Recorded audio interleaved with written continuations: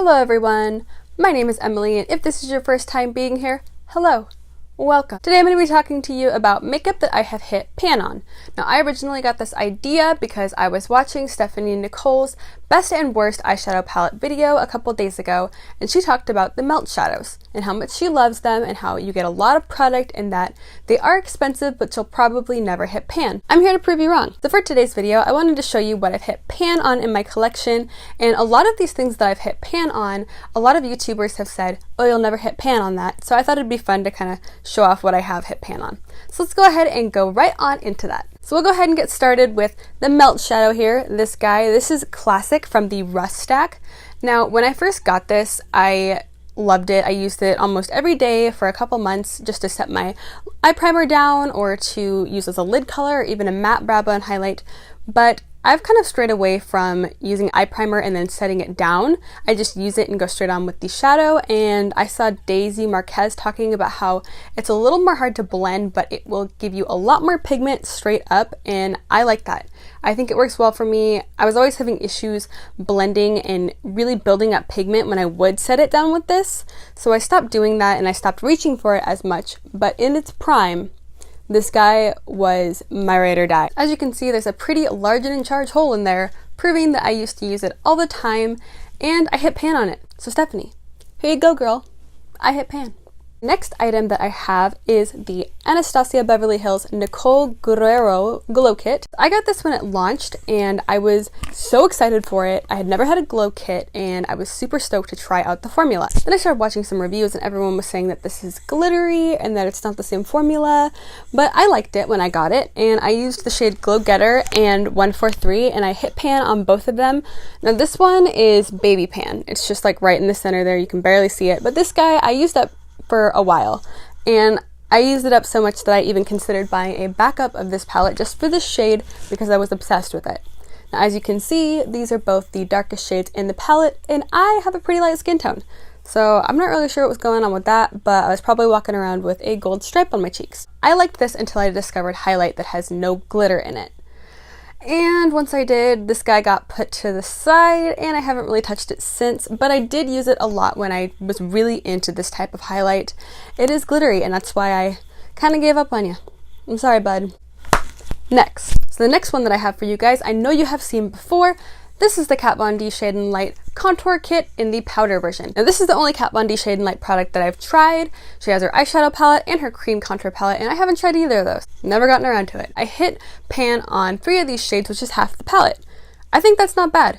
I mean, this guy is like $45, $50, and I got at least half my money's worth, so that's good, I think. I used to use this all the time. More recently, I've been using the Kevyn Acoin sculpting powders, but those are expensive as shit and you don't get a lot of product. So if you do like contour, this is awesome. And I hit pan on these shades Levitate, Shadow Play, and Subconscious. So I think this is a nice kit to have, especially if you're like a makeup artist. I think this is a good one. Alas, I moved on to bigger and better things. The next one I have talked about on my channel before. This is the Natasha Denona Sunset palette, and I got this when it first launched as well, and I used the living crap out of it. Now this is $129. $129. $129. Let that sink in. You could buy a lot of things with $129. That isn't one eyeshadow palette. That Colourpop duped 2 weeks later. I liked this palette a lot when I was using it, and I hit pan on the center shade Horizon, which is the orange shade. Now, I hit pan on this because this guy is not pigmented. Not the palette, but just this shade specifically. I don't know what happened, but this is a sorry, sad excuse for an orange eyeshadow. If it's $129, it better be doing my taxes, doing my laundry, helping around the house, doing my dishes. But I did use this palette a lot when I first got it, and I'm pretty close to hitting pan on 3 other shades. The peachy shade, the red shade, and the yellow shade. I don't know if you guys can see, but there are some pretty big indents in those. And I think the one that I'll hit pan on first is probably the peachy shade, because I use this as the transition almost every single day. Now in one of my last videos, I talked about how this one confuses me because I don't think it's worth the money. Now, I still don't think it's worth the money, but I've been busting it out more recently since I did that video. I don't know if I've just been having better luck with it or I've just been using different tools, but this has been working for me pretty well, so I might have to eat my words on that. Next.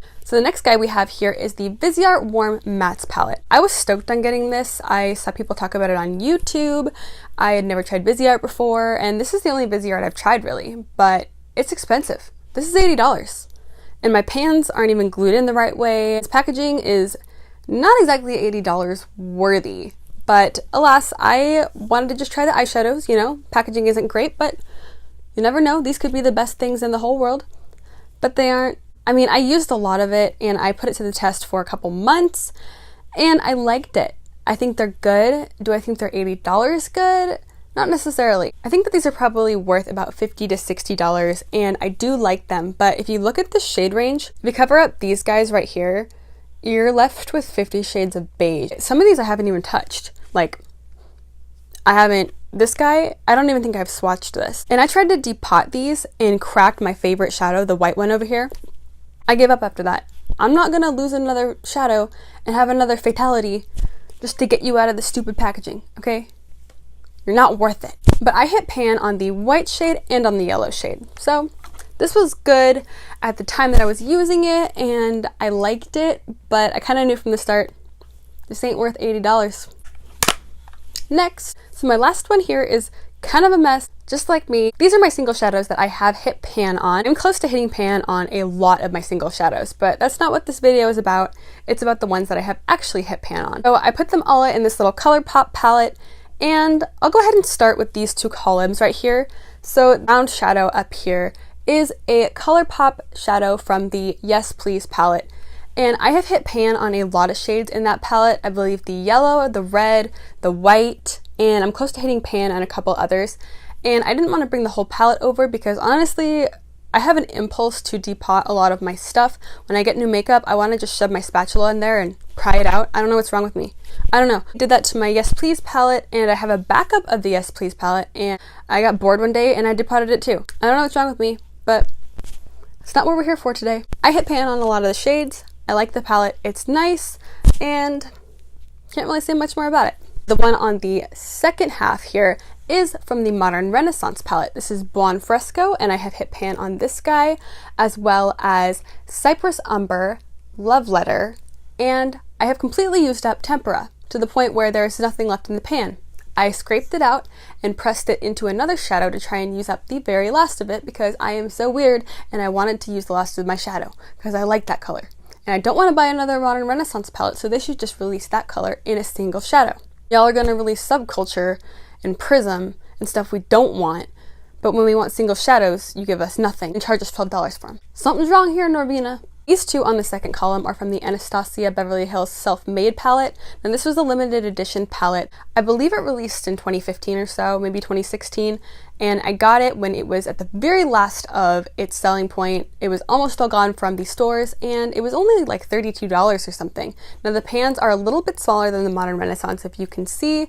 They're a little tiny bit smaller, and I hit pan on a shimmery mauvey pink shade called Blossom, and I hit pan on a shimmery white called Treasure. Now up here, the first single shadow that I have is Poppy by Makeup Geek, and I use this one in almost every eye look that I do. I just hit pan on it a couple days ago, and it took me a long time to hit pan on this, so I'm pretty proud of myself. I hit pan on it, which means I'm using it, which means my money is not going to waste. Now the big yellow guy up here is Sugarpill's Butter Cupcake. You heard me right. I said Sugarpill. Everyone on YouTube will tell you, you'll never hit pan on Sugarpill. It's an investment. It's a lot of money, but you'll never hit pan. I love this shadow.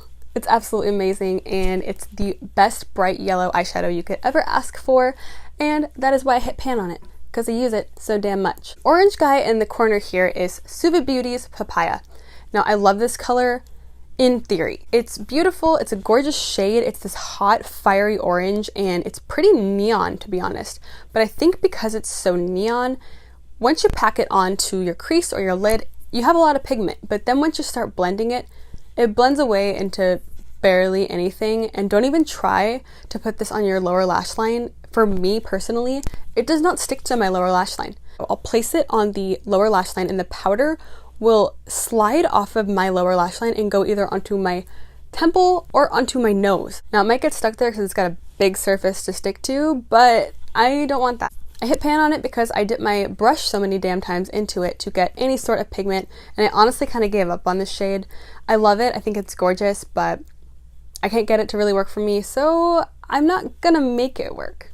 I don't want to work that hard for you. Now the peachy guy in the middle is Nabla Cosmetics Peach Velvet. I bought this off recommendation from Jay Kissa and I love it so much. It is a darker peach color. Honestly, Peach Velvet is the perfect name for it.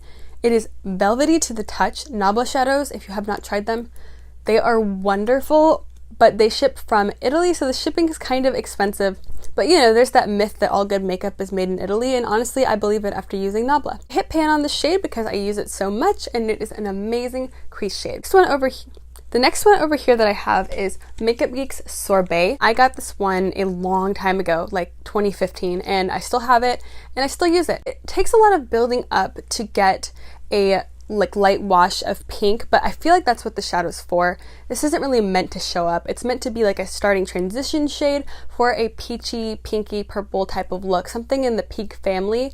It is great for that, but if you want straight pigment, you're not going to get them here. I recently hit pan on it, and I am proud of myself for using up my product. Last but not least is Anastasia Soft Peach. I got this one a while ago as well, and I hit pan on it pretty fast because I used it like I used the Melt shadow just to set my eye primer, use as a lid color, matte highlight, whatever.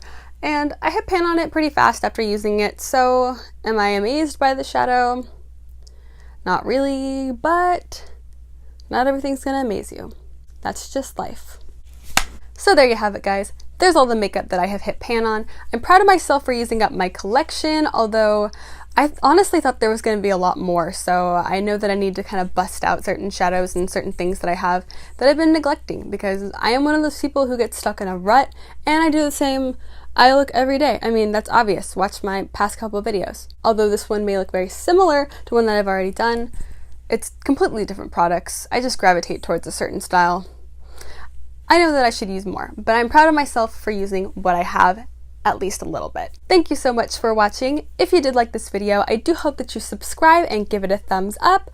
I have lots of content coming, and I am a brand new YouTuber, so I am really excited to be doing this, and I want to give you guys more videos. I hope that you are having an absolutely amazing day wherever you are, and I will see you next time. Bye!